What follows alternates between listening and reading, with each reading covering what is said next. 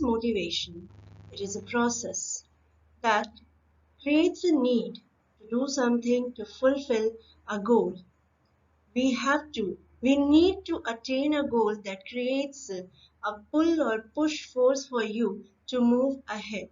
This is motivation. In the organizational context, we are talking about the organizational goals. There are three key elements of these goals: intensity, direction, and persistence.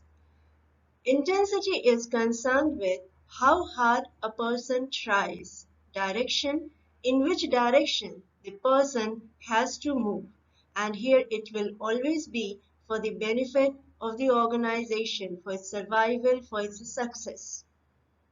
Persistence is the measure of how long an individual can maintain one's efforts.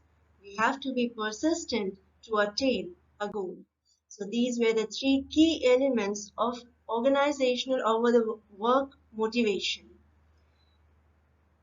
In these slides, we will be discussing about the early theories of motivation.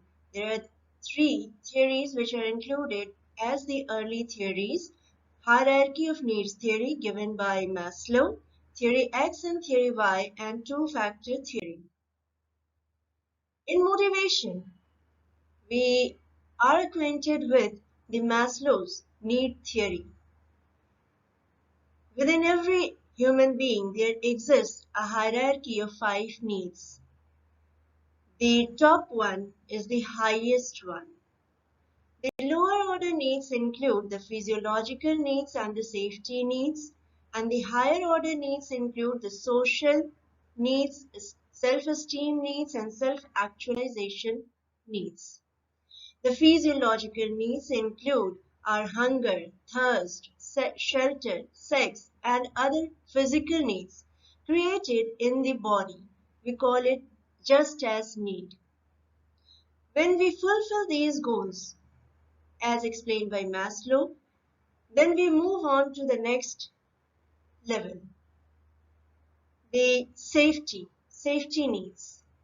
When we have food, when we have water, when we have house to live in, we need the security, and also we need to secure, or we want to secure, the property we have.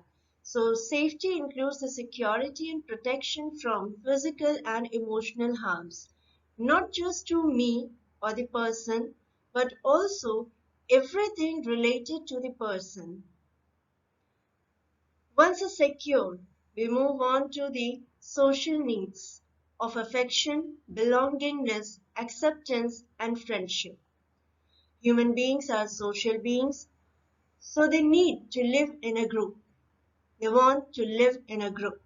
So social grouping is important. Social needs are to be fulfilled to get into these social groups.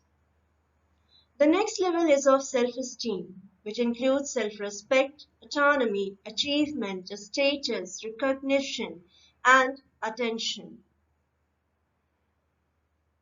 We think always who we are, and we feel we succeed when we think that we are something. So high self-esteem is the desired state. Low self-esteem creates again a vacuum wherein we want to move to the high self-esteem, where we think that we are on a greater platform. So self-esteem. The highest level in this model is of self-actualization, where we understand ourselves completely. We know what we are capable of, what we can do, what we cannot do.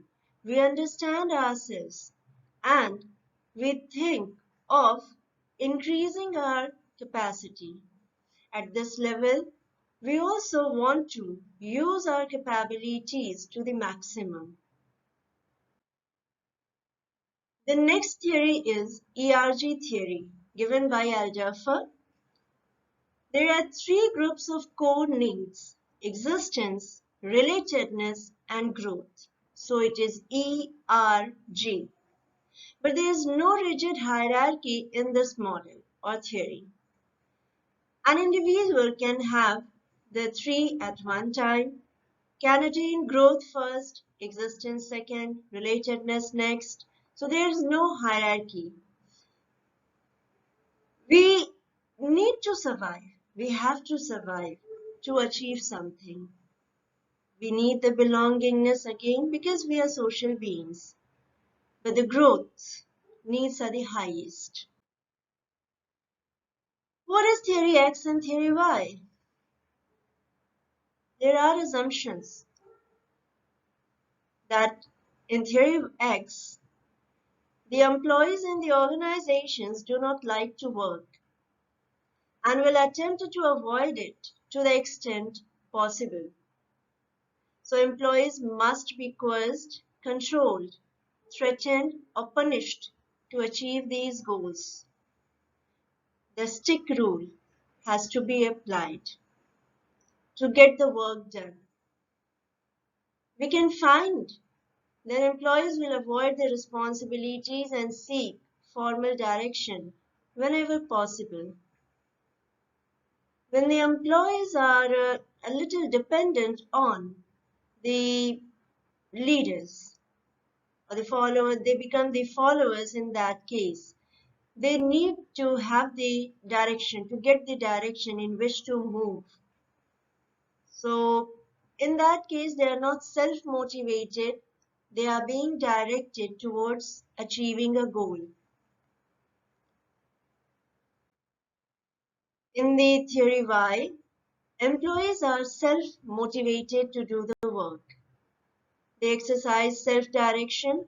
They do not need the other people to tell them what to do and when to do.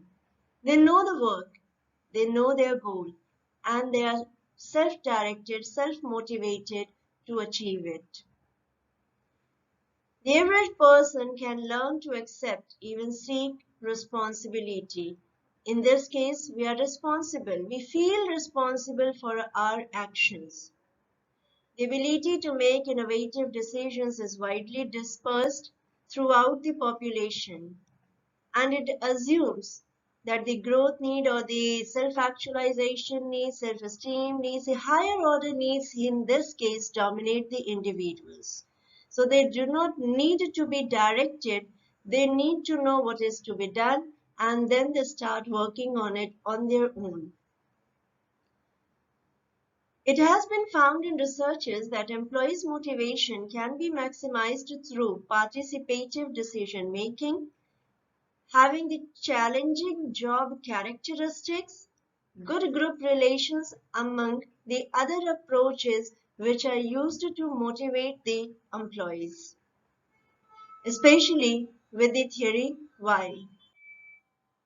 The two-factor theory